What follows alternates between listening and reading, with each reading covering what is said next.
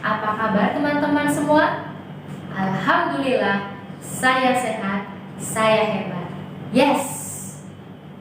Nah, teman-teman, sebelum kita mulai, di sini Miss ada gambar. Nah, teman-teman perhatikan gambar di samping.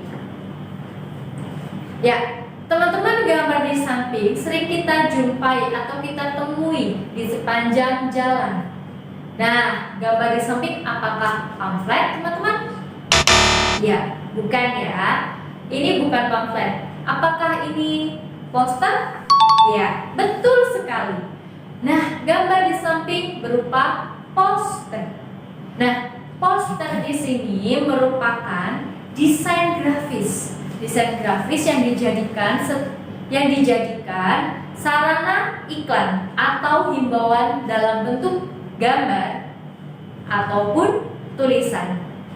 Nah, tujuannya untuk apa poster tersebut?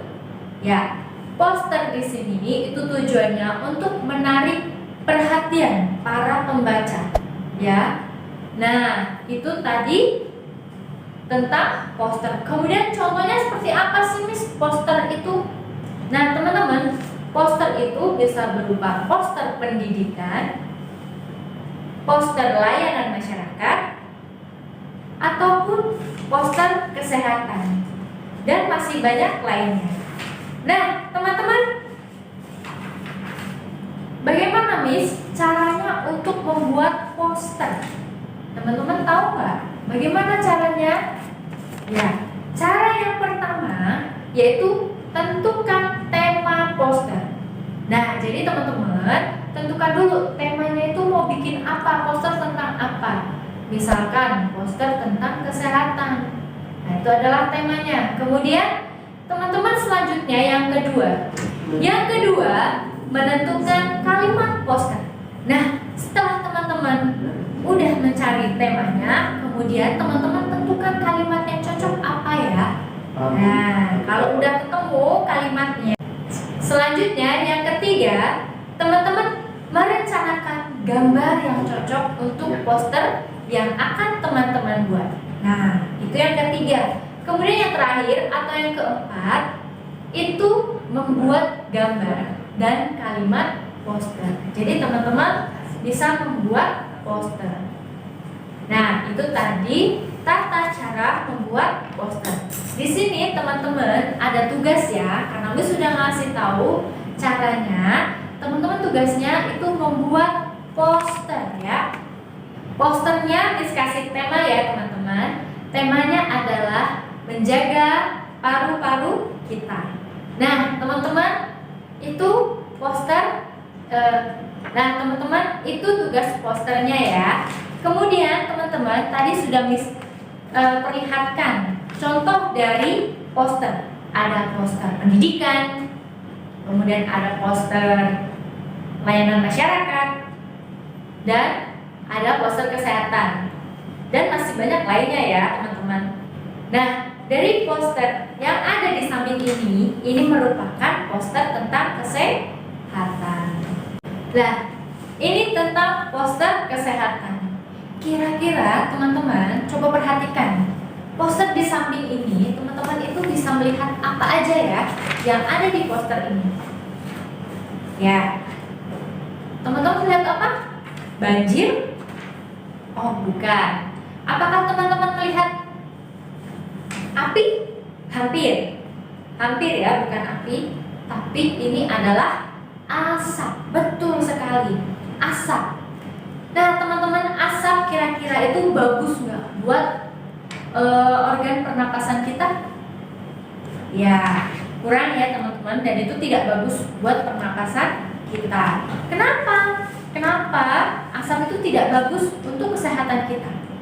Ya, betul sekali. Karena asap itu merupakan polusi udara yang mana jika kita hirup, asap yang kita hirup itu bisa berbahaya bagi paru-paru kita. Paru-paru kita itu menjadi kotor. Nah, itu bisa menyebabkan gangguan paru-paru. Asap itu tidak hanya asap kebakaran aja ya, yang seperti poster tersebut, tapi juga asap itu bisa asap rokok ataupun pabrik. Nah, itu juga termasuk ke dalam polusi udara. Nah, kira-kira selain asap, hal-hal apa aja sih yang dapat menyebabkan kelainan pada organ pernapasan manusia? Hal-hal yang tadi selain asap itu bisa juga bakteri, virus, alergi, bahkan kekurangan oksigen. Oke, itu tadi tentang hal-hal yang menyebabkan kelainan pada organ pernapasan. Jadi, apa yang akan terjadi jika kita tidak menjaga organ pernapasan kita, teman-teman? Ya, betul sekali. Akan mempengaruhi atau mengalami gangguan pernapasan.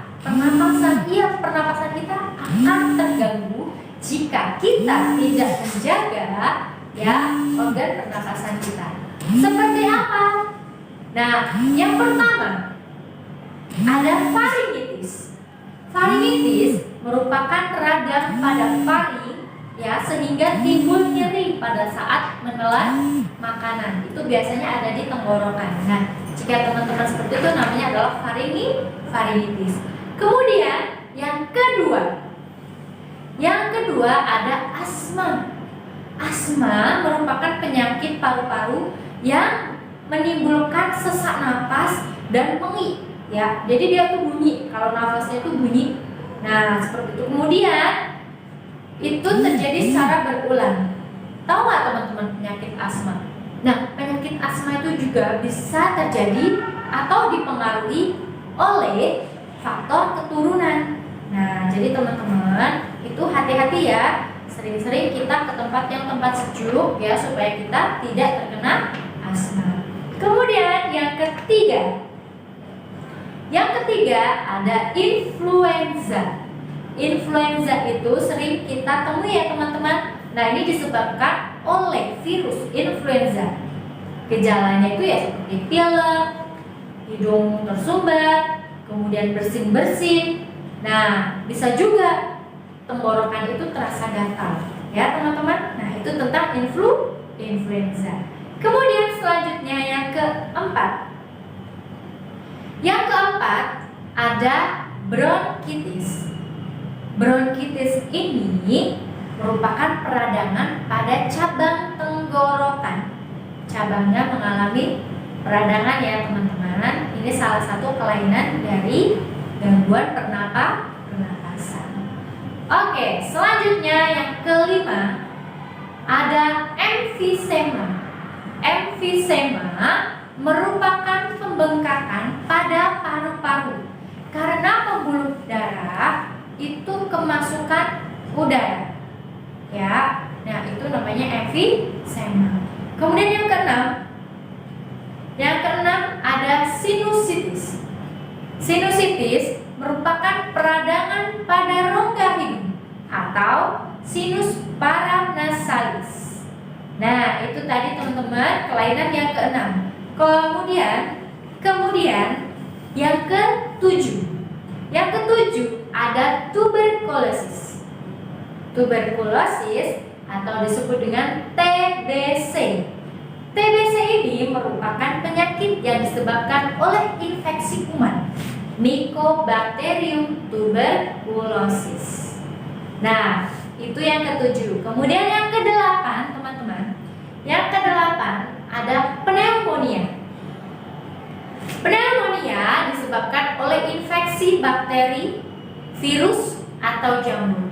Nah, pada pulmonary alveolus sehingga meradang dan terisi oleh cairan. Itu sangat berbahaya, teman-teman. Selanjutnya, yang ke-9. Yang ke-9 ada difteri. Difteri ini disebabkan oleh infeksi pada saluran pernapasan bagian atas yang disebabkan oleh Corynebacterium diphtheria. Nah, itu yang 9. Selanjutnya ada yang ke-10. Banyak ya teman-teman. Tanpa kita sadari itu dari pernapasan itu juga banyak. Nah, yang ke-10 ada rinitis. Siapa yang tahu rinitis? Ya, rinitis ini merupakan peradangan pada rongga hidung menjadi bengkak dan banyak mengeluarkan lendir. Nah, itu namanya rinitis. Nah, selanjutnya yang terakhir yang ke-11 ada ISPA. Apa itu ISPA, teman-teman? Ya, ISPA adalah infeksi saluran pernapasan atas. Nah, penyakit ini sering dijumpai pada masa peralihan cuaca. Nah, itu termasuk salah satu dari gangguan pernapasan. Oke, teman-teman, itu tadi gangguan pernapasan pada manusia. Nah, teman-teman, bagaimana caranya supaya pernapasan kita itu tetap sehat? Tentu saja teman-teman harus menjaganya. Bagaimana? Nah, teman-teman bisa menjaganya dengan olahraga yang teratur. Ya, teman-teman, olahraga teratur, tidak berlebihan. Kemudian yang kedua, teman-teman, istirahat yang cukup dan tidak begadang ya, teman-teman. Nah, kemudian yang ketiga, teman-teman bisa minum air putih ya. Air putih juga itu bagus buat kesehatan kita.